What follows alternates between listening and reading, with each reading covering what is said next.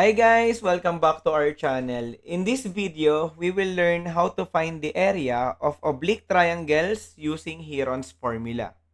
So, let's get started. So first, let's define oblique triangle. An oblique triangle is simply a triangle without a right angle.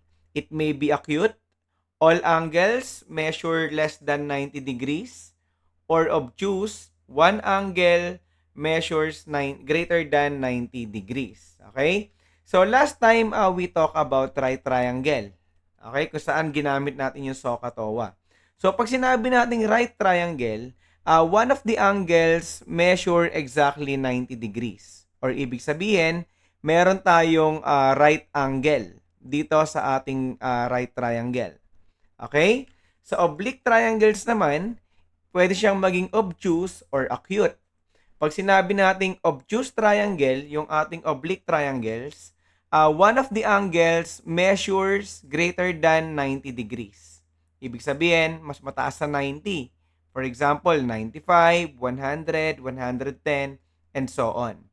Okay? So, yung obtuse triangle is example yan guys ng oblique triangles. Ngayon, pwede rin naman siyang maging acute triangle. Pag sinabi nating acute triangle, all angles measure less than 90 degrees. Ibig sabihin, lahat ng angle natin dito sa ating triangle are acute. Okay? Or less than 90. For example, 60, 60, 60. Okay? And marami pang ibang acute angles.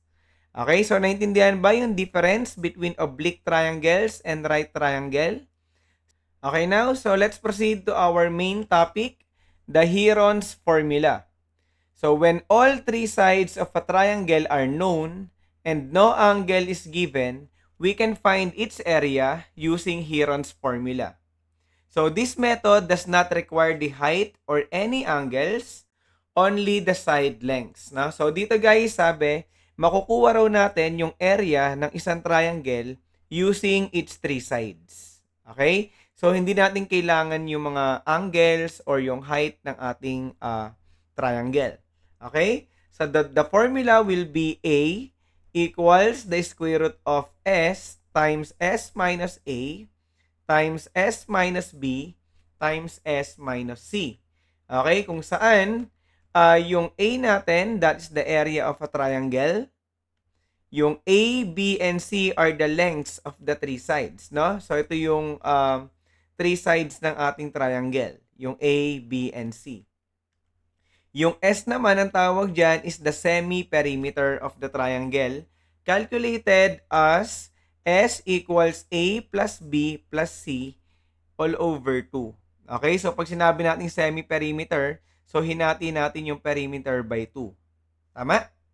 So ngayon, ito yung gagamitin natin formula guys, to get the area of the triangle. Okay? So now let's proceed to our example number 1. So Mang Lito's farm plot has sides measuring 12 meters, 9 meters, and 13 meters. So the question is, what is the area of his plot? So to solve this guys, kailangan kunin nyo muna yung given. Okay, so i-list down muna natin. So ano ba yung mga importanteng details dito? Of course, yun yung mga sides ng ating triangle. Okay, so we have 12 meters, 9 meters, and 13 meters. No? So let's say yung A natin is 9 meters, yung B 13 meters, and yung C natin is 12 meters.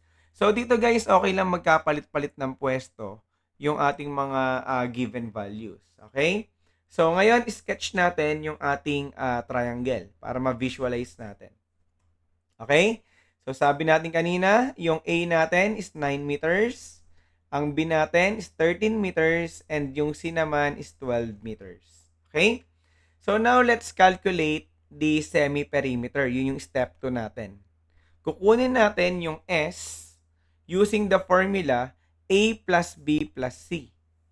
Okay, so na-identify naman natin kung ano yung A, B, and C natin. So input na lang natin guys dito sa ating formula. Okay? So A is 9, B is 13, then yung C natin is 12. Okay, so simplify the equation. So 9 plus 13 plus 12, that is 34, divided by 2. So lowest term natin. 34 divided by 2, that is 17. Okay? So ibig sabihin, ang semi-perimeter natin is equal to 17 meters. So now, meron na tayong S, meron tayong A, B, and C. We can now apply the Heron's formula.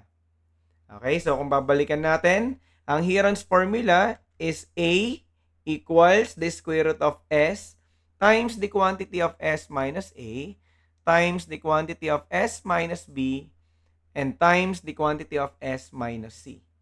Okay, so substitute natin guys yung S, yung A, B, and C dito sa ating formula.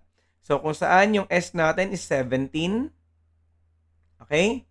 Then ang A natin is 9, yung B natin 13, then yung C natin we have 12. Okay?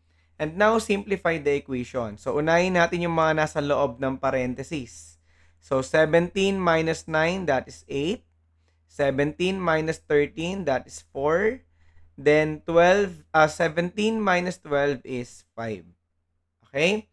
So simplify yung radicand, yung nasa loob ng radicals. So 17 times 8 times 4 times 5, that is 2,720.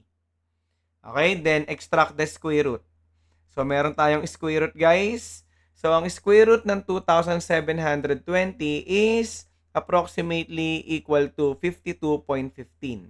So ang unit natin is square meters since ang measurement na ginamit is in meters. Okay? So wag kakalimutan yung unit. So again, ang final answer natin is A is equal to 52.15 meters squared. Okay, so naintindihan ba guys kung paano natin kinuha yung area ng plot ni Litos, ni Mang Lito? So now let's proceed to example number 2. The barangay in Iloilo is building a triangular retention basin for a flood control project. Its sides are 20 meters, 15 meters, and 13 meters. So the problem is, find the area of the basin. So, paano gagawin natin dyan? So, of course, identify natin yung ating 3 sides. Okay? So, kung saan yung A is equal to 20 meters, yung B natin is 15 meters, and yung C natin is 13 meters. Okay? So, pwedeng hindi na natin i-sketch yung ating triangular retention basin, no? So, since sinabi naman dito na triangle siya, so we can use the Heron's formula to solve for the area. Okay? Step 2 natin, calculate the semi-perimeter. So again, ang S natin is equal to A plus B plus C all over 2. Okay? So substitute the given values, yung 20, 15, 13 sa ating formula. So we have 20 plus 15 plus 13, that is equal to 48. Okay? And then 48 divided by 2, so ang S natin or yung semi-perimeter natin is equal to 24 meters. Okay? So ngayon na-solve na natin yung S, which is 24 meters. Now, we can now apply the Heron's formula. So again, this is our formula.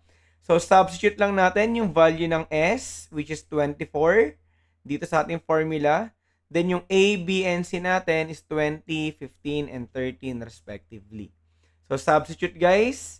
So we have 24 or the square root of 24 times the quantity of 24 minus 20 times the quantity of 24 minus 15 times the quantity of 24 minus 13. Okay? So simplify natin yung mga nasa parentheses. So 24 minus 20, that is 4. 24 minus 15, that's 9. 24 minus 13 is 11. Okay? So, multiply natin to guys. So, get the product. 24 times 4 times 9 times 11, and that is 9,504. Okay? So, to get the area, ang gagawin lang natin, take the square root. Okay? So, the square root of 9,504 is approximately equal to 97.5 square meters. Okay, so again, ang measurement natin na ginamit dito o unit of measurement is meters. So, square meter dapat yung final answer. Okay, so nasundan ba guys kung paano natin kinukuha yung area ng ating oblique triangles? And that's it for our lesson today. I hope you were able to understand the topic. So if you have any questions or clarifications, feel free to drop a comment below. So thank you so much guys for watching. This is Prof. D. See you in the flip side. Bye!